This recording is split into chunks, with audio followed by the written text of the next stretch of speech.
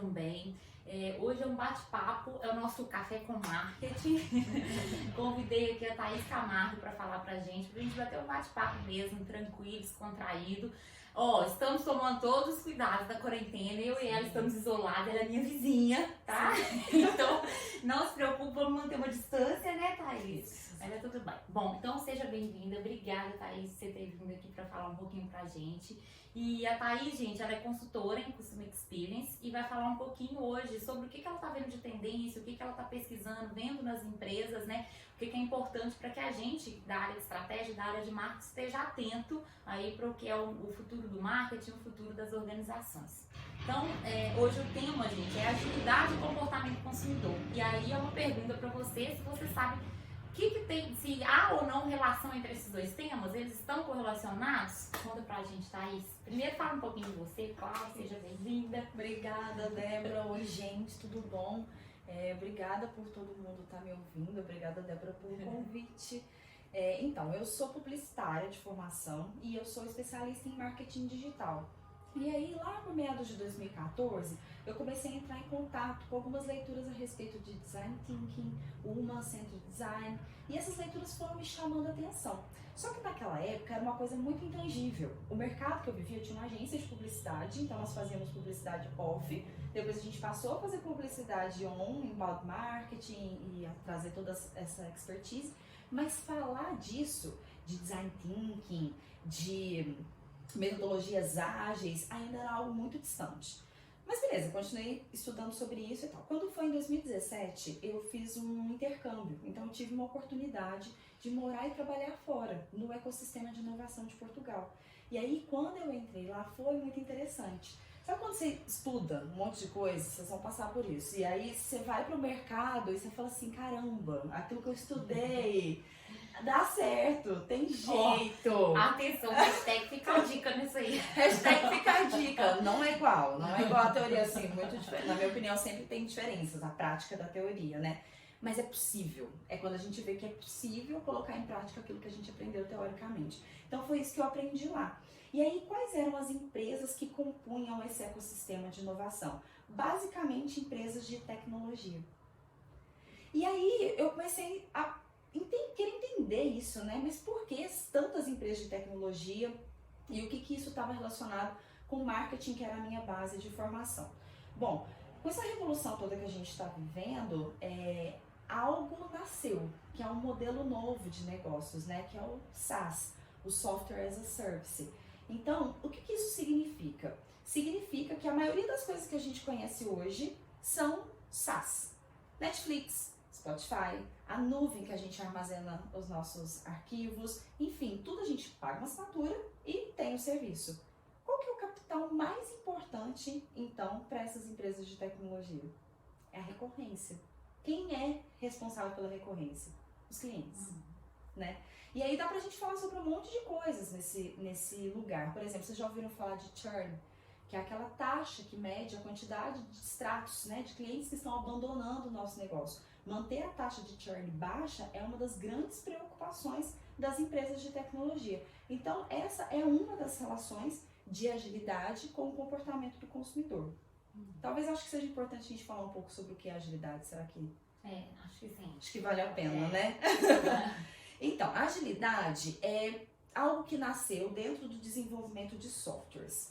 Era 2001, 17 profissionais se reuniram e eles todos trabalhavam na área de TI. E aí, a TI, ela tinha um lugar que ela ocupava, que era meio no fundo da empresa, naquele último andar, sabe? Uma coisa meio... E você chamava o menino do TI, né? Você chamava o menino do TI, exatamente! Chamava o menino do TI que ele ia dar um jeito aqui. Ou então, quando a gente tinha um projeto para mandar pro TI, nossa, já era uma dor de cabeça, porque ia demorar 2 anos e a hora que voltasse aquilo, talvez não tinha mais nada a ver com a realidade. E aí, nesse mundo acelerado, de mudanças aceleradas que a gente está vivendo, foi preciso, então, encontrar uma maneira de produzir software que também tivesse relação com essa agilidade que o mercado está pedindo para a gente. E aí nasceu o Manifesto Ágil. Eu coloquei aqui o que significa, quais são os 4 valores desse Manifesto Ágil que eu acho importante da gente falar. Bom, como eu falei para vocês, ele foi criado em 2001 por 17 profissionais e é um marco no desenvolvimento de softwares. Tem 4 valores importantes. indivíduos e interações mais do que processos e ferramentas, software e funcionamento mais do que documentação abrangente, colaboração do cliente mais do que a negociação de contratos e responder a mudanças mais do que seguir um plano. E olha só, Thaís, como que tudo se interrelaciona, né, gente? Estava comentando com a Thaís que saiu uma pesquisa do Deloitte sobre as 7 tendências, né, apontadas pelas empresas. Eles fizeram uma pesquisa com empresas do Brasil, da China, dos Estados Unidos, muitos países aí. E aí dentro das 7 tendências tem muito do que você falou. Então eu vou falar as 7 também, mas tem que você falou da colaboração, por exemplo, tá dentro dela. A questão da experiência humana, né, que aí já que você trabalha no Customer Experience, a gente tem tudo a ver com isso. Propósito, fusão, então quer dizer, cada vez mais empresas trabalhando em colaboração e se fundindo realmente para oferecer um serviço, confiança, participação, talento e agilidade. Exatamente. Não, aí nessas tendências que você falou, a gente conseguiu já falar várias disso aqui, né? Por exemplo, quando a gente fala da colaboração, a gente entra num outro lugar que também tem a ver com Customer Experience, que é o Employee Experience, que é a experiência do colaborador. Então, imaginando que a gente está colocando o cliente ao centro de tudo, quem está na linha de frente fazendo aquilo que o cliente dentro das organizações? É o colaborador, né? Então, falar de CX, de Customer Experience, primeiro, tem uma motivação, tem um contexto. Então, é uma revolução que a gente está vivendo. O que é essa revolução? É a revolução industrial. A gente está mudando a maneira que a nossa indústria funciona. Qual que é a nossa força hoje da nossa indústria?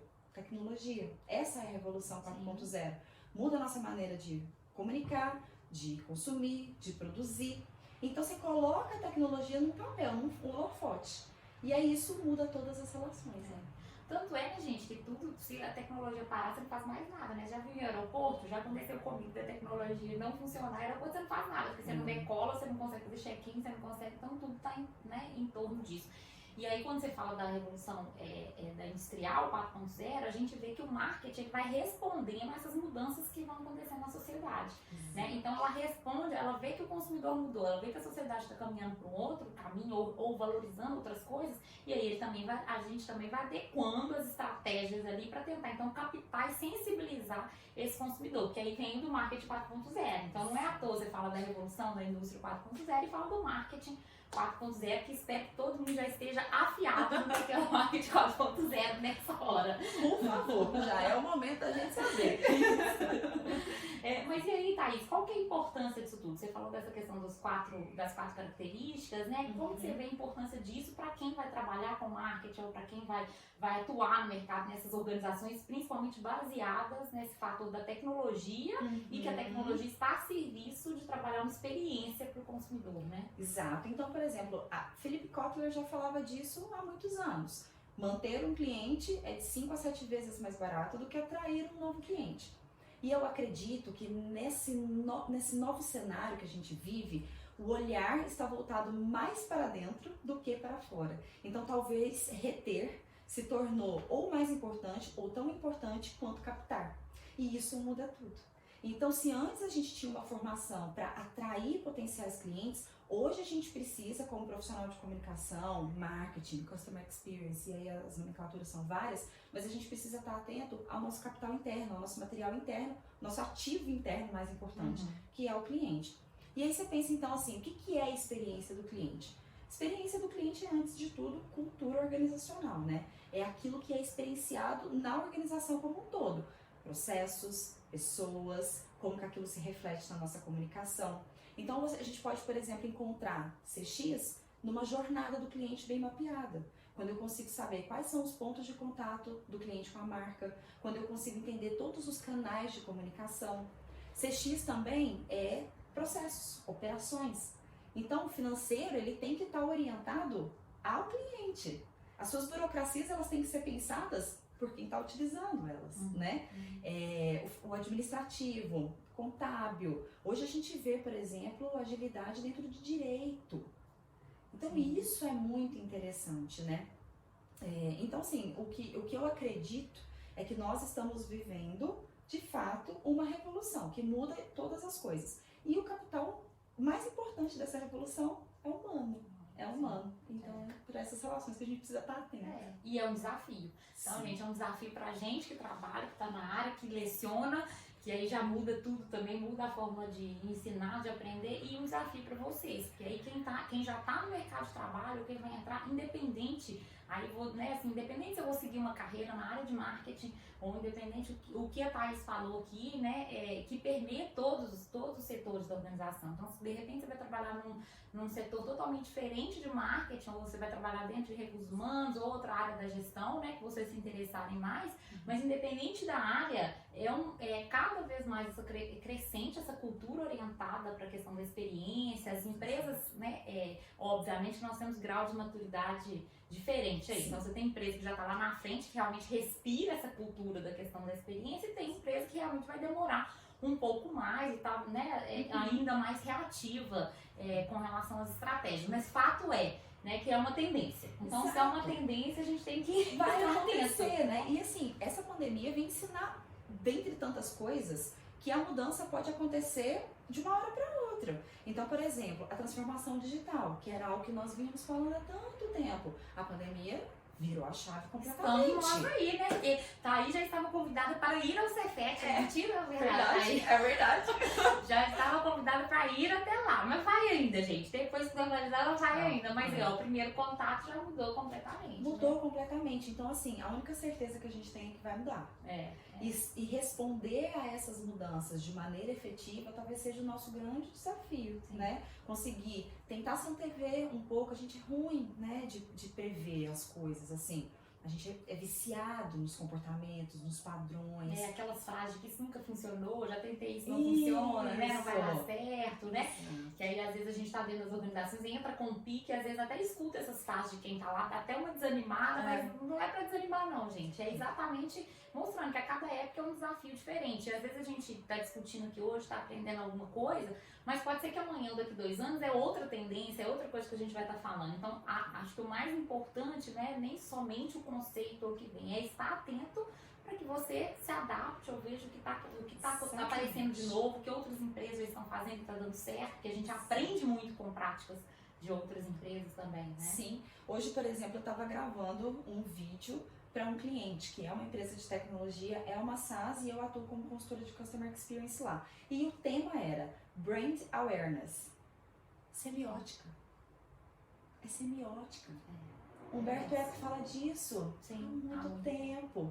Entendeu? Mas tem outro nome. E o nome faz sentido. E o nome comunica. Semiótica de novo, né? Exatamente. E hoje as empresas estão atrás dessa questão, né, da consciência da marca, da questão do propósito, né? Que é o que a gente falou, que volta das tendências que a gente falou.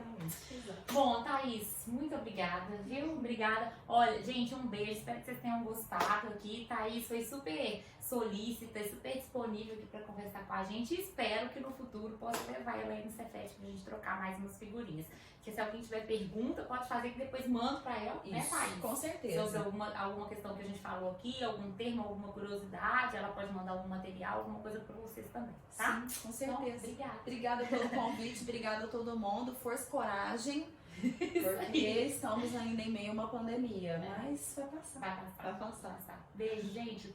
Tchau. Tchau.